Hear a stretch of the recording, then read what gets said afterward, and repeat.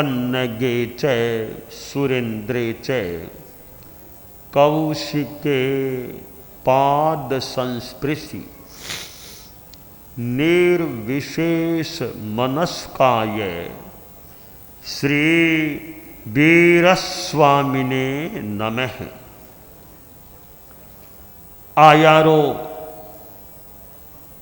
आगम में कहा गया है,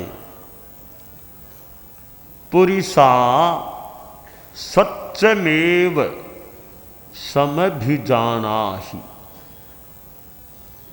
पुरुष तू सत्य का ही अनुशीलन कर, सत्य को जानना, यथार्थ को समझ लेना समस्या का एक समाधान हो सकता है।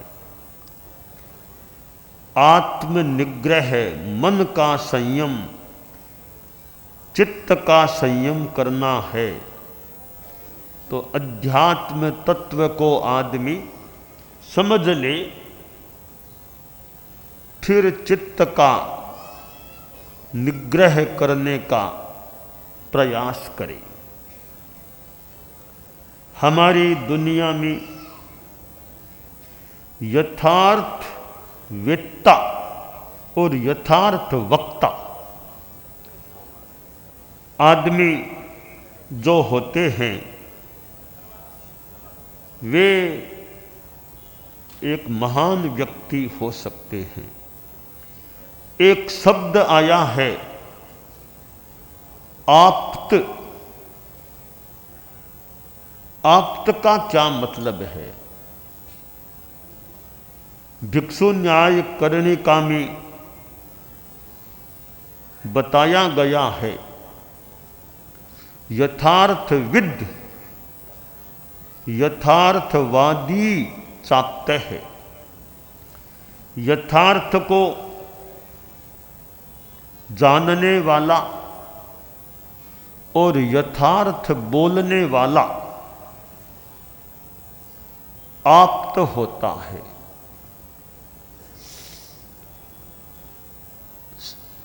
ईमानदारी से भी यह यथार्थ व्यक्तित्व और यथार्थ वक्तृत्व जुड़ा हुआ है। ईमानदारी एक ऐसा तत्व है जिसको कौन नहीं मानता। दुनिया का कौन सा धर्म संप्रदाय होगा जो यह कहे कि ईमानदारी गलत चीज है, बेईमानी करनी चाहिए। तो एक मानो व्यापक तत्व है ईमानदारी। आयारों में जो कहा गया है, पुरिसा सत्यमेव समभिजानाहि। पुरुष तू सत्य का ही अनुशीलन कर, यानी असत्य का अनुशीलन मत कर, असत्य का आचरण जीवन में मत कर। जो सही बात है बस उस पर ध्यान दो। झूठी बात किसी के भी बारे में नहीं बोलना। यह सच्चाई, यथार्थ को जानना और यथार्थ का प्रकटन करना। हालांकि कौन सा यथार्थ कहाँ प्रकट करना चाहिए और कहाँ नहीं करना चाहिए, यह विवेक का विषय होता है। यथार्थ का ज्ञान हम शास्त्रों को पढ़ते हैं और भी किताबें पढ़ते हैं, कई बातें सुनते हैं। पढ़ने से, सुनने से यथार्थ का बोध हो सकता है, तो बिना पढ़े बिना सुने भी भीतर से ज्ञान प्रकट होता है और यथार्थ का साक्षात्कार हो जाता है। जैन तत्व विद्या में ज्ञान के 5 प्रकार बताए गए हैं। केवल ज्ञान, जो 5वें नंबर का ज्ञान है, वह संपूर्ण ज्ञान होता है। जिसने केवल ज्ञान को प्राप्त कर लिया, उसने दुनिया का सारा ज्ञान प्राप्त कर लिया। केवल ज्ञानी से कुछ भी छिपा हुआ नहीं रहता है। बंद कमरे में आदमी बैठ जाए, पर केवल ज्ञान से वह अजाना, अनजाना नहीं रह सकता। तो केवल ज्ञान के लिए किताबें पढ़ पढ़ कर केवल ज्ञानी बन जाऊंगा, किताबें पढ़ना इतना जरूरी नहीं है। केवल ज्ञान की प्राप्ति के लिए साधना जरूरी है। वीतरागता को प्राप्त होना जरूरी है। जो आदमी गुस्सा ज्यादा करता है या डरता है, लोभी होता है, हंसी मजाक ज्यादा करने वाला होता है, उसके मुख से यथार्थ बात भी निकल सकती है। और ज्यादा बातें करने वाला ज्यादा बातेरी होता है, तो उसके मुख से भी कोई यथार्थ बात निकल सकती है। कम बोलेगा तो यथार्थ निकलने की संभावना कम रहेगी। इसलिए यथार्थवादी बनने के लिए कम बोलने की आदत लाभदायी और सहयोगी बन सकती है। साधु के तो जीवन भर का मृषावाद का त्याग हो जाता है। महाव्रत है, सर्व मृषावाद विरमण महाव्रत। 5 महाव्रतों में दूसरा महाव्रत सर्व मृषावाद विरमण होता है। तो साधु का तो बड़ा नियम है। आप लोग जो गृहस्थ हैं, वे भी अपने जीवन में जितना संभव हो सके और प्रश्न तो यह है, गृहस्थ भी झूठ क्यों बोले? क्या सच्चाई से काम चलता नहीं है क्या? क्या झूठ बोले बिना काम नहीं चलता है क्या? कठिनाइयां तो आ सकती है। मान लें 100% यथार्थवादी बनना मुश्किल है, तो 95% बन जाओ, 90% बन जाओ। थोड़ा बहुत छोड़ दो, कभी मजबूरी में, जरूरी में कहीं कोई बोलना पड़ जाए, ताकि 95 और अथवा 90% तो विषयों में झूठ नहीं बोलना। बाकी आदमी का संकल्प है, लक्ष्य बन जाए और संकल्प दृढ़ हो तो आदमी थोड़ी कठिनाई की परवाह भी न करके झूठ बोलने से बचने का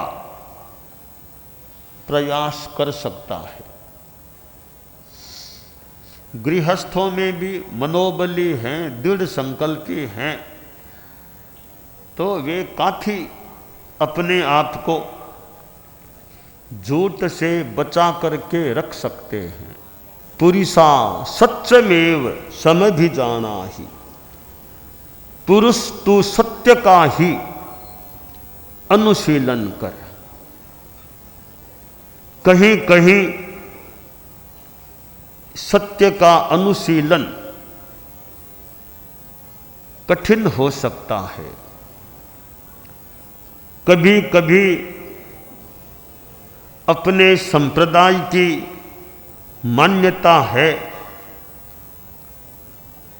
तो उसके विपरीत बोलना भी थोड़ा कठिन हो सकता है।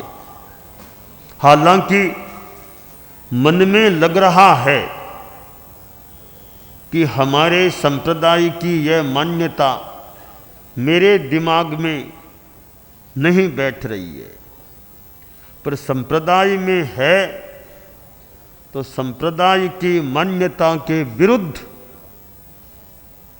स्थापना करना भी बड़ा विचारणीय बन सकता है।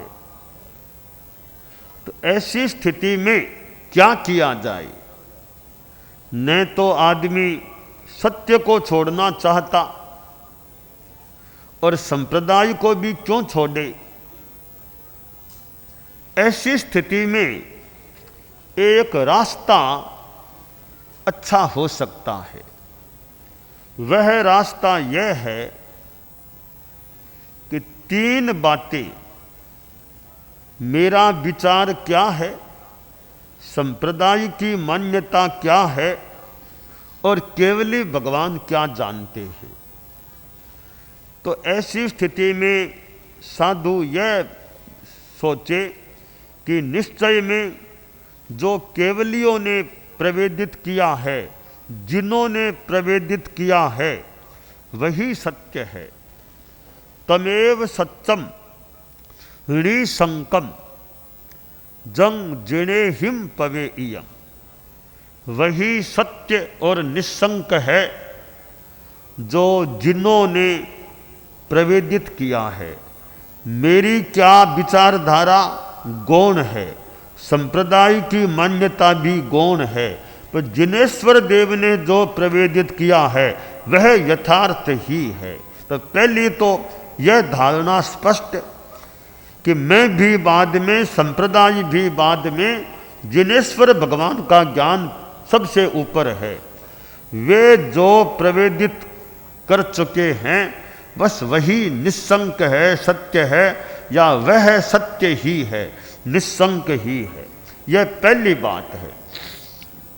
दूसरी बात है कि मेरा चिंतन यह है, तो मेरा चिंतन है संप्रदाय में जो अधिकृत हैं उनसे बात कर लो, चयनित साधुओं आदि से बात कर लो, विमर्श कर लो।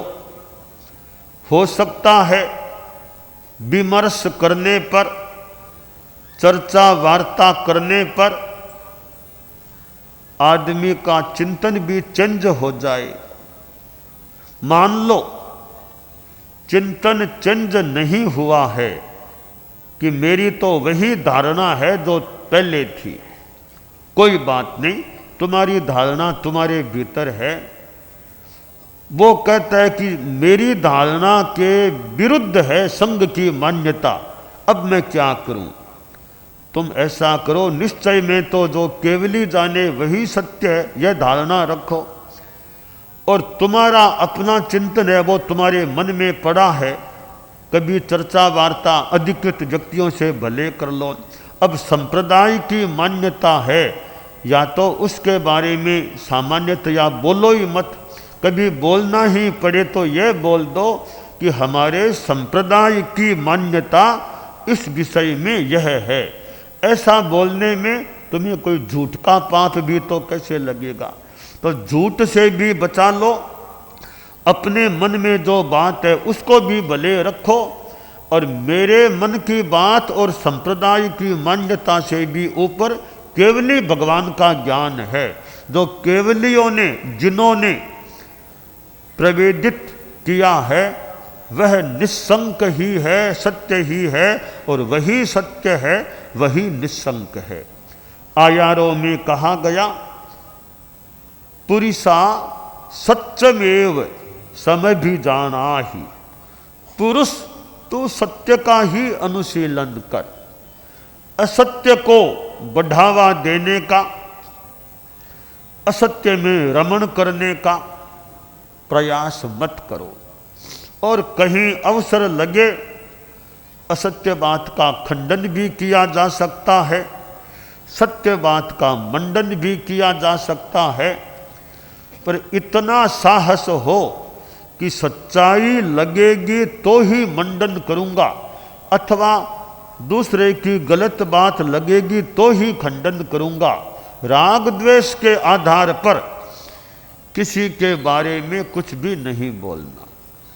तो जहाँ राग द्वेष मुक्त होकर चिंतन किया जाए, अनाग्रह भाव से चिंतन किया जाए, सच्चाई के प्रति अच्छा रुझान हो, प्रतिभा अच्छी हो, तो ग्रंथों के द्वारा भी हम सच्चाई को पाने में कुछ अंशों में सफल हो सकते हैं। तो यह हमारा आयारों का अनुशीलन या व्याख्यान इस चतुर्मास में बहुलांशतया चलता रहा है, और आज आपका यहाँ पादार्पण हो गया। जैन शासन में अनेक आमनाय हैं, मान्यता भेद हो सकता है, वेशभूषा का अंतर हो सकता है, उपासना पद्धति का भी अंतर हो सकता है, पर जहाँ वीतरागता की बात है, जहाँ अहिंसा की बात है, जहाँ जैन दर्शन के विकास की बात है, प्रसार की बात है, वहाँ सांप्रदायिक मान्यता, उपासना पद्धति का भेद, इनका इतना कोई महत्व नहीं है। बस सच्चाई और अच्छी बातों का जितना प्रसार करें वो करने का प्रयास करें। तो यों जैन शासन के अनेक यदा कदा हमें मिलते हैं, कभी हम चले जाते हैं, कभी वे पधार जाते हैं। तो यह मिलना है, मिलने से भी कभी कोई तत्व का बोध भी हो जाए। बुद्धे फलम तत्व विचारणम से, कोई चर्चा वार्ता करते करते अच्छी हित की बात भी प्राप्त हो सकती है। तो आपका आज यहाँ आना, एक हमारा चतुर्मास की अब संपन्नता निकट है, इस स्थिति में आपसे मिलन हो रहा है। साध्वी जी से तो पहले बाड़मेर हम गए, बाद में दक्षिण भारत में पहले से मिलना होता रहा है, आज पुनः उनसे मिलना हो गया। साध्वी जी ने पहले जिक्र भी किया था, तो खैर आज आपका आना हुआ, खूब अच्छा काम होता रहे। जैन शासन का, मानव जाति का जितना कल्याण हमारे द्वारा हो सके वो हम करने का यथोचित प्रयास करते रहें, यह काम।